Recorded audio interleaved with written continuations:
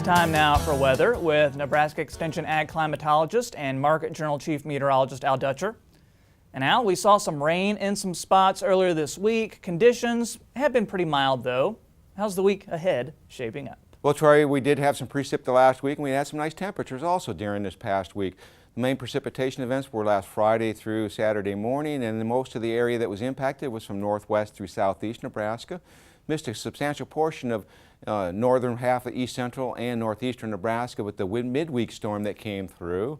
Did drop some decent precipitation in those areas that missed out on the first event. So we had anywhere from a quarter inch to upwards of an inch across northern half of east central and northeast Nebraska, lesser totals as you headed southward. And now we have this storm system that's moving through the region that's primarily going to impact a significant portion of eastern Nebraska with lesser impacts in western Nebraska. So let's take a look at the upper air model. And the first thing I'll draw your attention to is this weak little wave that is beginning to move through our region in the upper atmosphere. That will strengthen as it moves toward the east. Surface low over the Texas Panhandle. Of course, we get a good feed of moisture toward the north, but we are seeing some scattered effluence of where the precipitation itself will basically form out. And most of the idea is in Texas, and lighter amounts will move to the north.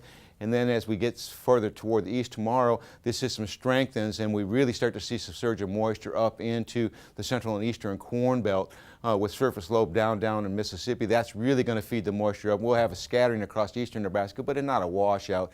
And then we start to see the ridging pattern build in for Sunday, and that is actually going to push the precipitation to the east of us. We'll have low pressure system basically sitting to our west, but we do not have any moisture to feed into this system as it's going to remain to the east. So this will be a dry frontal passage.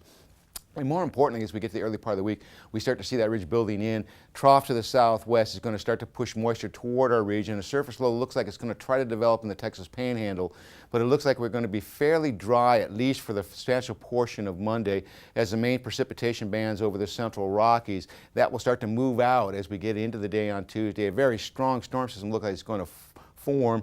Big moisture surge, low pressure, tight gradient. We're going to have a lot of wind with this and probably some significant moisture. Right now the models are indicating that South Dakota and northern Nebraska is a periphery of the heavy precipitation, and then as that trough moves to the east during the midweek period, we'll start to see that precipitation form over eastern Nebraska as a surface low now is over Ohio. Wraparound moisture will really impact portions of eastern Nebraska, and it is also showing accumulating snowfall. So pay attention to this. This could change radically over the next few days, and that system slides off as we go toward the end of next week.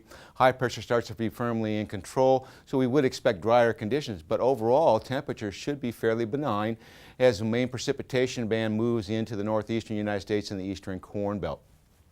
So as we look further into the future, we're basically looking at 8 to 10 to 14 day forecast below normal temperatures, and in terms of precipitation above normal. I think that the below normal precipitation is primarily the result of excessive cloudiness and several more storm systems that are on the way into our region. So Troy, overall, a little scattering of warmth, a little bit of precipitation, just about everything you would expect for spring conditions.